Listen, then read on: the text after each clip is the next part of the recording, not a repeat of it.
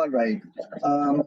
तो profit highest level में पहुंच जाते हैं, हम बात कर चुके हैं, और इसमें आप कॉम्पिटिटिव प्राइसिंग करते हैं और एडवर्टाइजमेंट पे बहुत खर्चा करना पड़ जाता है। क्यों? क्योंकि आपको हैवी कंपटीशन फेस करना पड़ जाता है, नए कॉम्पिटिटर्स मार्केट में आ जाते हैं और जो पुराने होते हैं वो तो पहले मौजूद होते हैं। तो इसमें आपको फिर अपनी प्राइसिंग कॉम्पिटिटर्स की प्राइसिंग के हिसाब से रखनी पड़ती है, जैसे मैंने आपको बताया।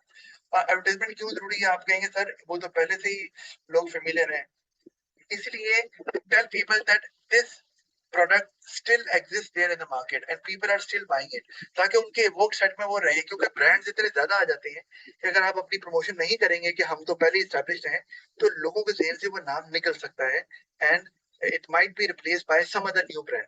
तो इसलिए आपको एडवर्टाइजमेंट की जरूरत पड़ती है यहाँ पर, ताकि सेल्स को मेंटेन किया सके एट हाई लेवल। जैसे कि पेप्सी और कोक की अगर बात करूं तो वो मेजोरिटी स्टेज पे चल रहे हैं और वर्ल्ड ओवर उनकी सेल्स जितनी है उतनी चल रही है।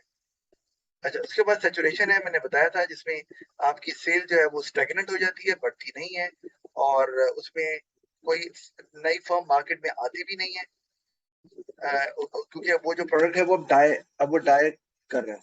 ठीक है, और प्राइसेस आपको रिड्यूस करनी पड़ती है, और इवन समटाइम्स कि आपका प्रॉफिट कम होना शुरू हो जाता है, क्योंकि आप प्राइस जो कम कर रहे हैं। क्योंकि आपको अपनी सेल्स को अगर मेंटेन करना है तो कस्टमर विलिंग नहीं है बाय करने के लिए वो प्रोडक्ट, क्योंकि वो the product is losing its appeal. तो आपको प्राइस कम करनी पड़ेगी, और एडवर्टाइजमेंट जो है ना वो भी आप ज्यादा करने की जरूरत नहीं है, बस उतनी रखे जितनी हो रही है, क्योंकि प्रोडक्ट ने सूनर और लेटर जो है ना फेज आउट हो ही जाना है। तो अब डिक्लाइन की तरफ जब जाते हैं तो उसमें अब आपका वही आ गया कि प्रोडक्ट की अपील खत्म हो गई, लोग कहते हैं हमने बाय नहीं करना, और आप प्राइस कम भी कर रहे हैं तब भी सेल जो है वो गिरती जा रही है। मतलब कुछ लोग ले रहे हैं लेकिन स्टिल गिरती जा रही है डिस्पाइट डिक्रीजिंग द प्राइस, और वो अब आपके लिए प्रॉफिटेबल वेंचर नहीं रहता, अनप्रॉफिटेबल हो जाता है, और आप as soon as possible after getting rid of the stock you have of that product आप उसको डिसकंटिन्यू कर देते हैं, स्टॉप कर देते हैं, और उसके लिए आप प्रमोशनल प्राइसिंग का सहारा लेते हैं। और जैसे आप देखते हो अक्सर कि जब ये सीजन की सेल लगती है, आपको याद होगा, तो उसमें क्या होता है 70% ऑफ, 50% ऑफ, फ्लैट 70%। आप जब लगते हैं ऐसे डिस्काउंट तो आप जाती हो ना लेने के लिए मार्केट से, बताओ। Yes sir. हाँ, तो वो असल में यही होता है कि जो आपके कपड़े होती है ना, फैशनेबल क्लोथ्स, उनकी लाइफ साइकिल बहुत ही थोड़ी होती है। कितनी? सिर्फ एक सीजन की 3-4 महीने। गर्मियां गई तो गर्मियों की एंड ऑफ सीजन सेल लगा दी, सर्दियां आई तो सर्दियां गई तो उनकी एंड ऑफ सीजन सेल लगा दी, क्योंकि नेक्स्ट सीजन में people won't like to buy the same old fashion product clothes. तो इसलिए उनकी लाइफ साइकिल बस इतनी ही होती है, जब गर्मियां स्टार्ट हुई और खत्म हुई, और इसीलिए वो एंड ऑफ सीजन सेल असल में डिक्लाइन स्टेज है, जिसपे वो प्रमोशनल प्राइसिंग का सहारा लेते हैं कि यार क्यों, और वो असल में लॉस में बेच रहे होते हैं। मतलब ये कि अगर अभी ना बिका तो कभी नहीं बिकना, तो इसीलिए अभी जितनी की भी बिक रही है निकालो इसको, वरना इतने पैसे भी नहीं मिलने। तो वो ये फिर इस्तेमाल करते हैं इसके लिए। अच्छा, कोई आपका क्वेश्चन है? No sir. अच्छा, आगे एक्सटेंशन स्ट्रेटजीज को जल्दी से देख लें कि मैंने बताया था ये स्ट्रेटजीज, इसको हम extending the life cycle strategies भी बोलते हैं। मैं यहाँ पर लिख देता हूँ, extending the life cycle strategy. इसलिए लिख रहा हूँ कि पेपर में अगर आ जाए तो आपको पता हो ये वही चीज है। अच्छा, अब when the product reaches at the end of its maturity stage, ये आपको बताया था। तो अब अगर आपको एक्सटेंड करना अपनी लाइफ साइकिल को, और आपको लगता है आप कर सकते हैं, क्योंकि अदरवाइज आपकी सेल जो प्रोडक्ट की है वो स्टॉप हो जाएगी, और ऑफ कोर्स आप फिर डिक्लाइन में चले जाएंगे। तो ये आपको पहले, अच्छा ये नहीं है डिक्लाइन में पहुंच गए तब नहीं एक्सटेंशन स्ट्रेटजी काम करनी, क्योंकि लोग लेना छोड़ चुके हैं। ये आपको पहले लगानी है, कहां पर? एंड ऑफ मैच्योरिटी पे, याद रखें। यहाँ पर यहीं पर डिसाइड करना है कि आगे हम डिसकंटिन्यू करने जा रहे हैं या हम एक्सटेंशन स्ट्रेटजी लगाने जा रहे हैं। That is the right stage to decide about it. अच्छा, अब उसमें एक्सटेंशन स्ट्रेटजीज क्या होती हैं? पहले जैसे आपने न्यू वेरिएशन निकाल दी, फीमेल वर्जन निकाल दिया, ठीक है, तो अब पहले अगर मेल के लिए था तो आपने फीमेल वर्जन निकाल दिया, तो उससे फीमेल लेना शुरू कर देंगे। वो गाड़ियां हो सकती हैं, वो स्कूटीज हो सकती हैं, इवन सिगरेट्स भी हैं। नॉट अ गुड एग्जांपल, लेकिन ऐसा है कि there are cigarettes which are meant for females, कि वो आप इस्तेमाल करें। काफी वो स्लिम होते हैं ताकि फीमेल्स उनको मतलब बाय करना भी पसंद करें। बाहर के मुल्कों में तो इस्तेमाल होता है ना ऐसे ही। अच्छा, तो ये भी आप कर सकते हैं वेरिएशन। इसी तरह से आपको पता है जॉनसन एंड जॉनसन एक बहुत मशहूर ब्रांड है और इसमें फीमेल्स की कॉस्मेटिक आइटम बहुत बनाते हैं। तो उन्होंने फिर वेरिएशन में निकाला Johnson and Johnson baby shampoo कि अब उन्होंने वो चले गए किड्स के वर्जन पे कि वो विद नो टीयर्स, मतलब छोटे बच्चे हैं तो वो ऑफ कोर्स वो they can't take their bath on their own, they mothers have to assist them to take a bath, तो वो उनको फिर वो आंखों में शैम्पू जाए तो कुछ ना हो, तो ये उन्होंने क्या किया, एक ब्रांड निकाल दिया जो किड्स वर्जन में चला गया। तो जॉनसन एंड जॉनसन का जो फीमेल्स के बालों के लिए अगर शैम्पू पहले से मौजूद था, लेकिन उन्होंने बाद में ये भी निकाल दिया। तो इस तरह से आप अपनी लाइफ साइकिल को एक्सटेंड कर सकते हैं। फिर sell the product into new markets, ये कर सकते हैं आप कि आप अगर लाहौर में बेच रहे हैं और लाहौर में ऑलरेडी सारे लोग बाय कर रहे हैं तो कराची में अपनी आउटलेट खोल लें या डिस्ट्रीब्यूट कर दें या इस्लामाबाद में खोल लें, या you can launch it in the other country as well, ताकि आपकी सेल जो है वहां से बढ़नी शुरू हो जाए। तो ये भी पॉसिबल है आपका, क्योंकि उनके लिए तो वो नया होगा प्रोडक्ट। ठीक है ना, मैंने यही कहा था आपको ना कि आपको कुछ ऐसा करना है कि लोगों को नया लगे, तो वो पहले यहाँ था अब वहां चला गया, तो वो उनके लिए नया ही है।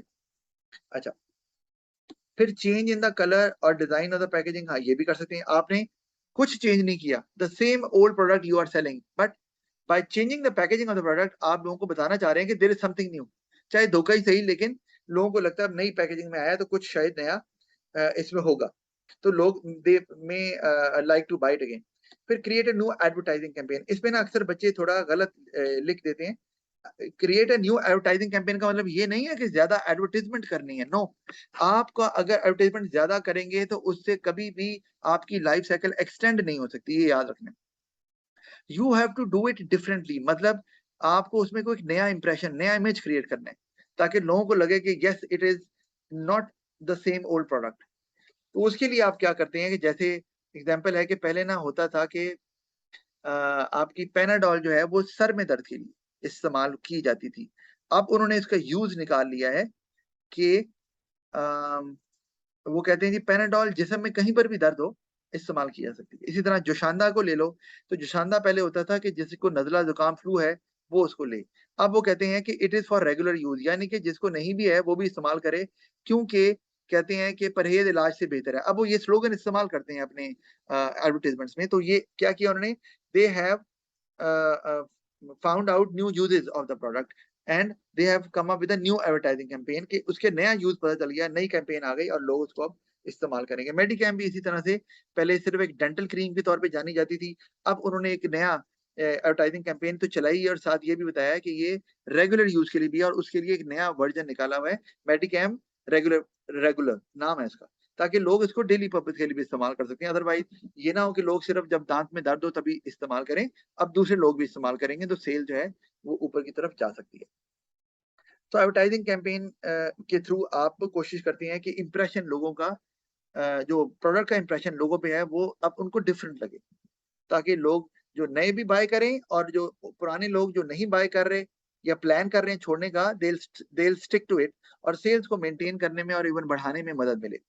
फिर सेल थ्रू एडिशनल आउटलेट, ये भी है कि आप अगर फर्ज किया कि स्पोर्ट्स बाइसाइकिल्स बेचते हैं और आप उसको बेचते थे पहले थ्रू स्पेशलाइज्ड बाइसाइकिल शॉप्स, तो अब आपको लगा कि ऑलरेडी जो बाइसाइकिल के शौकीन हैं वो वहां से बाय कर रहे हैं ऑलरेडी, तो आप you can now sell your bicycles in grocery store as well, in shopping mall as well, ताकि वो लोग जो कि नहीं जाते स्पेशलाइज्ड शॉप्स पे, तो वो वहां से देखकर उन्हें अट्रैक्टिव लगे तो वो बाय कर लें। तो आप ये भी कर सकते हैं।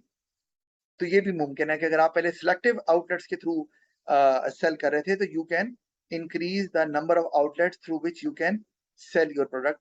तो उन एरियाज में भी आप आपकी चीज बिकना शुरू हो जाएगी जहां पहले लोगों को एक्सेस नहीं थी, क्योंकि उनको वो आउटलेट बहुत दूर पड़ती थी, अब नहीं पड़ेगी, तो सेल बढ़ेगी। फिर make small changes in the product, छोटी मोटी चेंजेस आप जो प्रोडक्ट में करते रहें, स्लाइट चेंजेस।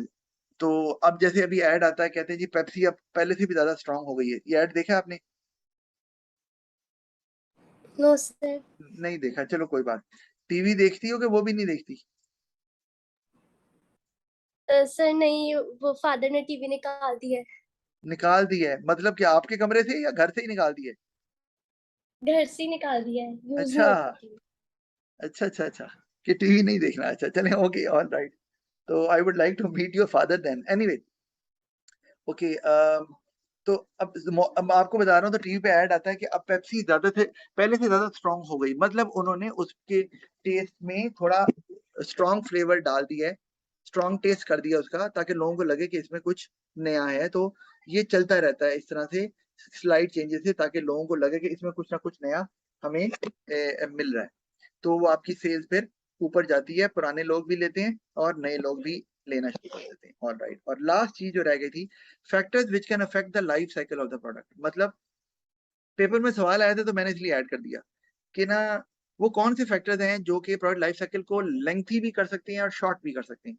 वो वैसे तो ऊपर हमने फैक्टर पढ़े ही हैं एक्सटेंशन स्ट्रेटजी वाले, ठीक है, लेकिन उसके अलावा भी जैसे कि एक तो मैंने लिख दिया ना वही बात जो आपको नजर आ रहा है, एक्सटेंशन स्ट्रेटजी अगर इस्तेमाल करेंगे और वो कामयाब होती है तो लाइफ साइकिल लेंथी हो जाएगी, अदरवाइज वो शॉर्ट रहेगी। ये तो आपको समझ आती है।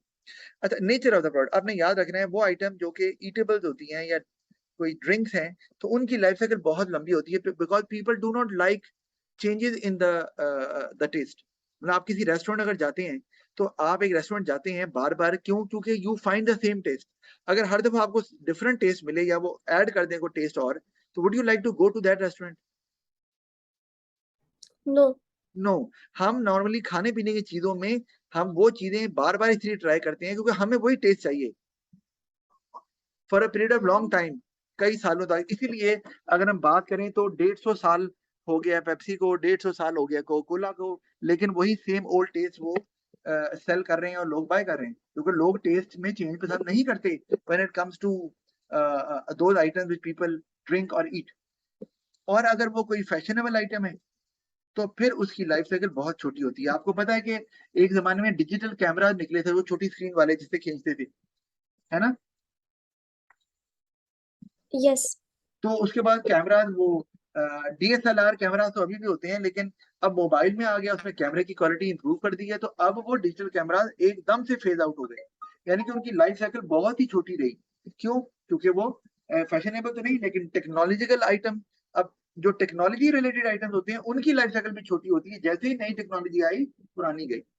अब जैसे पुराने एसी कोई नहीं लेता, नहीं आते हैं, अब सारे डीसी इन्वर्टर आते हैं। अब इसी तरह पुराने टीवी जो डब्बा टाइप होते थे बॉक्स की शेप में, अब वो आते हैं कोई? बताओ। नो। अब तो एलईडीज आती हैं, एलसीडीज आती हैं, यही आती है ना। तो वो उनकी भी लाइफ साइकिल बहुत छोटी होती है। तो वो डिपेंड करता है कि जितनी जल्दी नई टेक्नोलॉजी आएगी उतनी लाइफ साइकिल उस प्रोडक्ट की छोटी हो जाएगी। इस तरह फैशनेबल आइटम में भी यही है कि फैशन जितनी जल्दी जाता है और नया आ जाता है उतनी ही जल्दी उनकी लाइफ साइकिल फिर छोटी रहेगी उस केस में। तो fashionable item, trendy cloth, shoes या टेक्नोलॉजी रिलेटेड आइटम, इनकी लाइफ साइकिल हमेशा छोटी होती है, क्योंकि टेक्नोलॉजी तो चेंज होती रहती है, इस तरह फैशन और टेस्ट भी चेंज होता रहता है।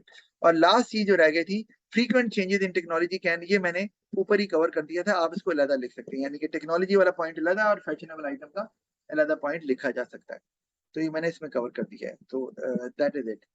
Any question from your side?